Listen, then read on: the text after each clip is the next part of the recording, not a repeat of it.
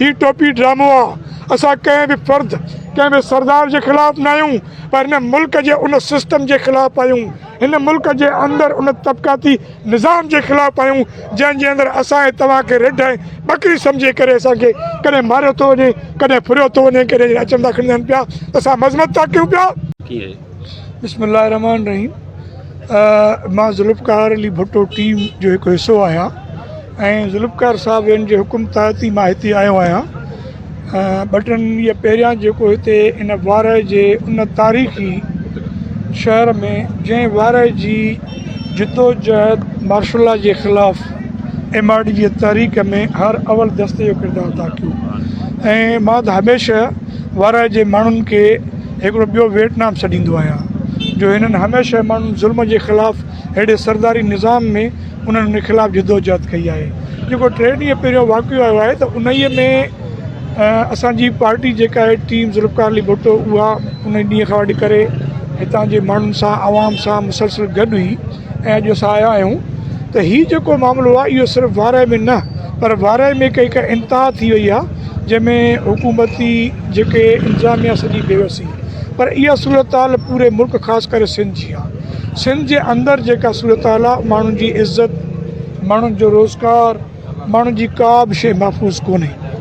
उनजो सबबु जेको आहे त मुसलसिल 17 सालनि खां जेका हिकु पार्टी न, पार्टी कहिड़ी बि हुजे, पार्टी जो हिकिड़ो प्रोग्राम हिकु नज़रियो हूंदो आहे, हीअ हिकु माफ़िया आहे। हिन 17 सालनि खां हिकु माफ़िया सिंध जे अंदरि असांजे इज़त जे गैरत जो सौदो कयो आहे। हितां जी जेका हीअ माफ़िया आहे इहा चाहे थी पई त हितां जे माण्हुनि खे जेको आहे सो ईअं ई गैर महफ़ूज़ माण्हुनि खे ईअं ई जेको आहे सो अकेलो करे हर मुहाज़ ते हिननि खे जेको आहे सो अकेलो कयो वञे। त कुझु ॾींहं पहिरियां जेका सिंध असेंबली जे अंदरि हिकु असां ऐं तव्हांजे वोट ते जेका चूंडियल नुमाइंदा आहिनि हिकिड़ो त जेको उन्हनि हिकिड़ो कानून पास कयो आहे त हिन सिंध जे जेके दाड़ियल अॻु जा दाड़ियल हूंदा उन्हनि ऐं अॼोके दाड़ियल में ज़मीन आसमान जो फ़र्क़ु आहे। हीअ जेका अॼु जा दाड़ियल जंहिंजो को बि रोड, को बि इलाइक़ो, को बि शहर, का बि न्याणी, को बि भाउ, को बि असांजो हितां हिंदू बिरादरी जा भाउ मुस्लमान को बि महफ़ूज़ न आहे। उन्हनि जे लाइ हिकिड़ो बिल पास करायो आहे त जेके बि सरेंडर कंदा उन्हनि खे असां कानूनी तहफ़ुज़ ॾेई करे ऐं उन्हनि जो रोज़गार जो बंदोबस्तु कंदासीं। कॾहिं बि कंहिं बि मुल्क जे अंदरि ईअं न थियो आहे। हा, जेके तहरीकूं हिन मुल्क जे माण्हुनि जे मसइलनि जे लाइ हलंदियूं आहिनि, जॾहिं उन्हनि जे लाइ का बि गवर्नमेंट ईंदी आहे, जॾहिं उन्हनि जी कंहिं बि ॻाल्हि थींदी आहिनि उन्हनि खे आम माफ़ी जो ऐलान कयो वेंदो आहे। हीअ गवर्नमेंट जंहिं सिंध असेंबली जे अंदरि हिकु कानून पास करे जेको आहे सो उन्हनि क्रिमिनल माण्हू खे तहफ़ुज़ कयो आहे।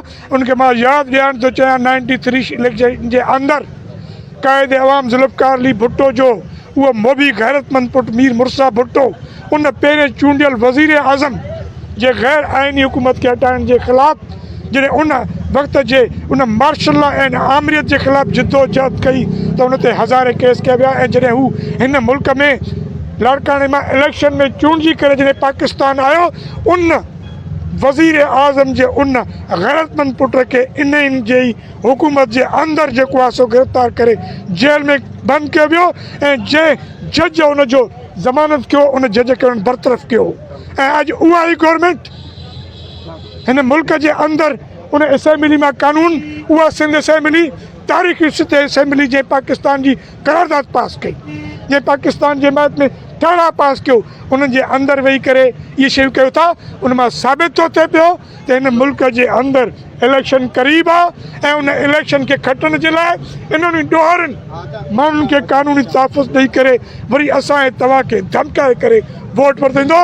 त मां हितां जे गैरतमंद माण्हुनि खे इहा अपील कंदुसि त ज़ुल्फ़कार अली भुट्टो जूनियर शहीद मीर मुर्सा भुट्टो जो फर्ज़ंद तव्हां सां हिते मौजूदु आहे, जेको कुझु टाइम पहिरियां हिन कैनालनि जे ख़िलाफ़ु जेका हिननि साज़िश कई, लिखी ॾिनो सिंध जो पाणी, उनजे ख़िलाफ़ु उन जेका तारीख़ी जिदोजहद करे तव्हां खां साबित कयो हू तव्हां सां हर मोड़ ते गॾु आहे। सिर्फ़ु वोट जे सियासत लाइ न पर सिंध जे इज़त गैरत, सिंध जे सकाफ़त जे लाइ हू तव्हां सां हर मोड़ ते गॾु हूंदो।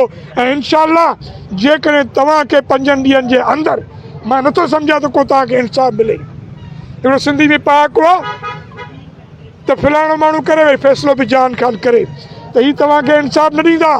ही टोपी ड्रामो आहे। असां कंहिं बि फ़र्द कंहिं बि सरदार जे ख़िलाफ़ु न आहियूं, पर हिन मुल्क जे उन सिस्टम जे ख़िलाफ़ु आहियूं, हिन मुल्क जे अंदरि उन तबक़ाती निज़ाम जे ख़िलाफ़ु आहियूं जंहिंजे अंदरि असां ऐं तव्हांखे रिढ ऐं ॿकरी सम्झे करे असांखे कॾहिं मारियो थो वञे, कॾहिं फुरियो थो वञे, कॾहिं अचंदा खणंदा आहिनि पिया त असां मज़मत था कयूं पिया।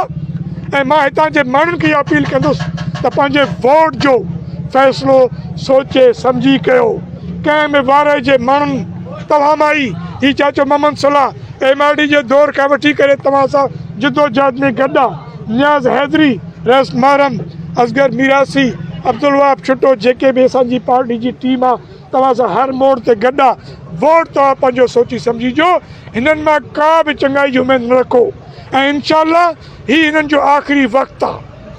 छाजे करे जो सिंध जो माण्हू, सिंध जो गैरतमंद माण्हू सम्झे थो त हिन मुल्क जे अंदरि जेका असां ऐं तव्हांजा मसइला आहिनि उन मसइलनि में सभ खां वॾे में वॾो जेको मसइलो आहे उहो दहशतगर्दी ऐं अमन अमान